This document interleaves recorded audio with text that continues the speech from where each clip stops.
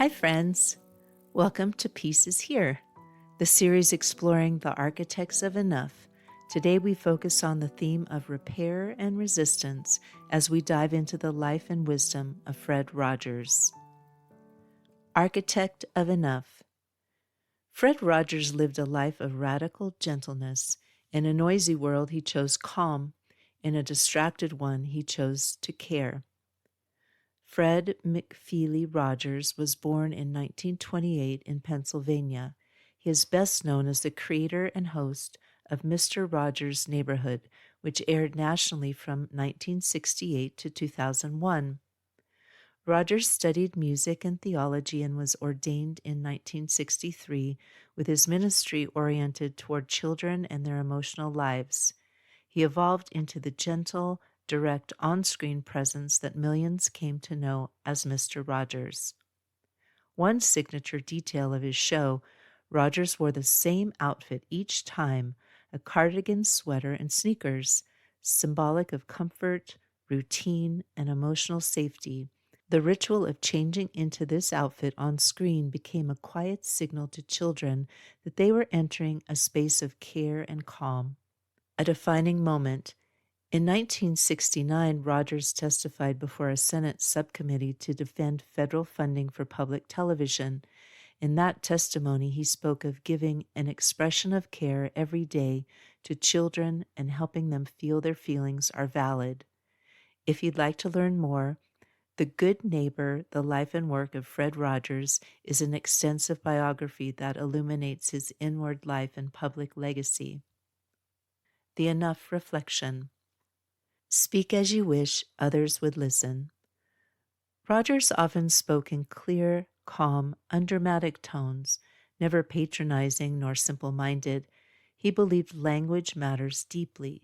He trusted the inner life of children, and that trust infused everything he said. Today, we can take that as a small peace practice. Speak with intention. Speak as if your words hold home, and speak as though your listener matters. This reminds me of one of the peace tips from Peace Stuff Enough, the new companion book to One More Year. You can find it and follow the Kickstarter at aviskalvsbeck.com/Kickstarter. Pedro says, Mr. Rogers made more than 200 songs for his show. He composed music, wrote scripts, and performed all with the same gentle attention. What's one small kindness I have spoken or withheld today? How might my tone shape what others feel, not just what they hear? Words to keep. Rogers used simplicity not as limitation but as clarity. One quote often attributed to him says, "Life is deep and simple, and what our society gives us is shallow and complicated." We don't need more noise, more objects, more distraction, only more care. If this daily message has brought you peace, please take a moment to subscribe and share this episode with someone who needs it. That was the life and wisdom of our architect of enough for this episode.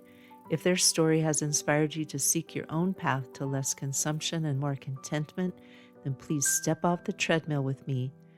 Let's learn from the architects of enough and discover together that for our planet, for our community, and for ourselves, peace is here.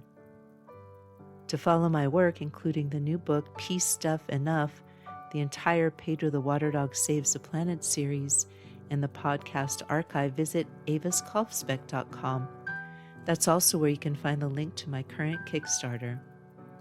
Our music is Dalai Lama Riding a Bike by the talented Javier Peque Rodriguez. You can find links to his music on Spotify and Bandcamp in the show notes. Thank you again. Listen for the peace.